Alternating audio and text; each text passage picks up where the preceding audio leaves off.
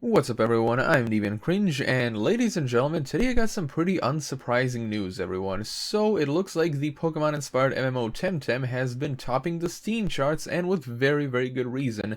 And of course, like I said, unsurprising and with very good reason, because let's face it everyone, the Pokemon games, while they are fun, I do gotta admit that, they definitely have been lagging behind in terms of getting with the times and all that, and it's entirely because of Game Freak. I will be elaborating a little bit more on that later, but now let's get into the article. It says Temtem only released on Steam Early Access on January 21st, but that hasn't stopped it from shooting to the top of the Steam charts. A massively multiplayer take on Pokemon sounds like an excuse to print money, and while Temtem is only inspired by Pikachu and Company, developer Crema is on an early winner. Even a few days later, Temtem is still the #1 selling game on Steam, while its peak concurrent players sits at a healthy over 33,000. That's pretty cool.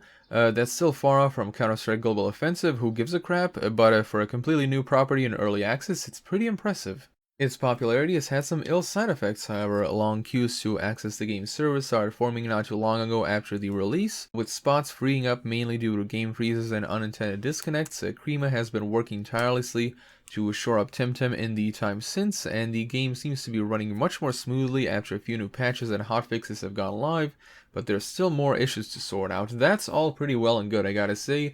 And of course, yeah, server, long server queues and disconnects and freezes, yeah, that's to be expected whenever a new online game, releases and all that stuff. The article finishes off with, Temtem clearly wears its Pokemon influence on its sleeve, but it also twists the familiar formula in interesting ways, not least because it's an MMO. As of right now, you can explore 3 islands of Temtem's airborne archipelago with 76 Temtems to capture and a 20-hour campaign to play through.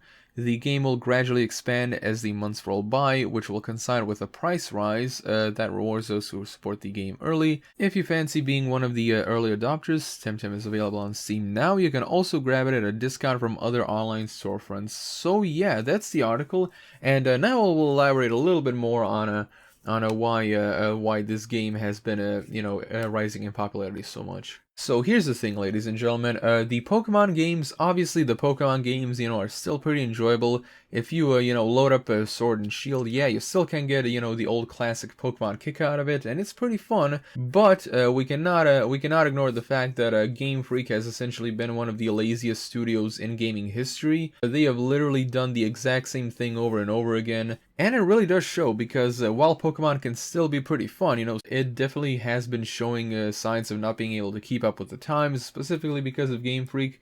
As if you actually take a look at the other games that are on the Nintendo Switch right now, games like of course Zelda Breath of the Wild, that game is absolutely amazing.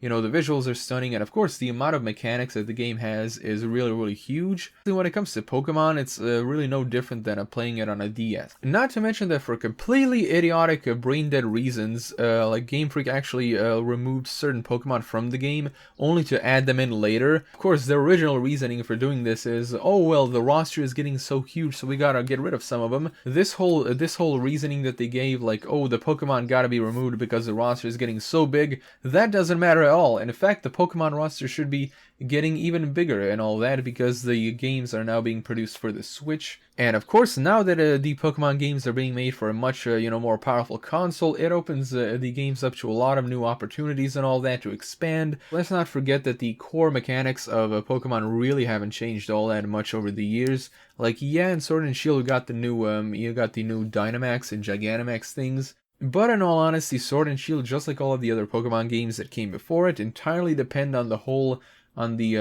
super effective countering thing, Like, gyms in Pokemon Sword and Shield are actually, like, really easy, because all you gotta do is just have a Pokemon that counters the type that your opponent has, and boom, you win no sweat and all that. And of course, let's not forget the fact that Game Freak actually made Pokemon one of the longest running scams in all of gaming, because every single time Game Freak makes a new Pokemon game, they immediately make a different version of the game, which is the exact same thing, but with very minor differences. Like, oh my god, this is a different version of the game, and all you got are like a few new Pokemons and maybe some new maybe some different dialogue and whoopity what's it's and all that. It's really disgusting what this company is doing. Unlike this new game, which tries to shake things up and make make things a little bit more fresh and all that. Like every single battle in the game is 2-on-2. Plus, you have this like a new synergy mechanic, which is really awesome. A lot of people are actually reporting that the game is so much more difficult that it actually took them 10 hours to clear the first area of the game, which is really nice. So that means that the game definitely does have a good amount of longevity and all that stuff. Now here's something a little bit about Pokemon Sword and Shield. Like Sword and Shield has this multiplayer mechanic of like, oh, you can do raids with people and all that. And in all honesty, the raids can be pretty fun and all that, but you just gotta wait for them to actually work, because the online play in Pokemon Sword and Shield, I don't know why they constructed it the way they did, but it really does suck. Like, most of the time when you're trying to find other people to join your match and all that for the raid, a lot of the times you'll end up waiting so long that the timer will just run out and you'll get AI. Now, while this game also has connectivity issues of its own, it's entirely the fault of like so many people, piling on at once and all that. The game itself, the multiplayer of the game itself is really nice and good, from what I've heard and what I've seen. So yeah, that's about it. Hopefully Temtem continues growing even more, and it actually ends up forcing Nintendo to like give Game Freak an ultimatum to tell them like, hey, either make some new stuff with Pokemon or we're gonna give it to someone else who actually knows what the hell they're doing and actually gives a damn about the creation itself. Anyway, everyone, thank you all so much for watching. Be sure to subscribe by the bell icon, and if you wish to support me on my page, like is in the description below. And as always, I'm Demon Cringe, and I'll be seeing you guys else in the next video.